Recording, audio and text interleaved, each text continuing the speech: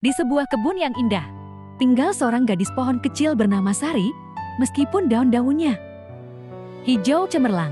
Sari merasa pemalu karena kulitnya yang kasar dan bergerigi. Ia sering membandingkan diri dengan buah-buah lain seperti mangga, pisang, dan jambu yang tampak lebih menarik. Sari merasa tidak cantik dan berpikir tidak ada yang akan mau berteman dengannya. Suatu hari, Kitunas, seorang kakek tua bijaksana dan penjaga kebun, mendekati Sari yang sedih dan menghiburnya. Ia menjelaskan bahwa kekuatan Sari terletak pada kulitnya yang unik, yang melindungi hati manis di dalam.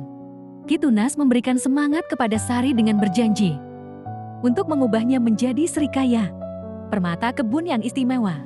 Dengan perubahan tersebut, Sari menyadari bahwa kulitnya kini melindungi dagingnya yang lembut dan manis.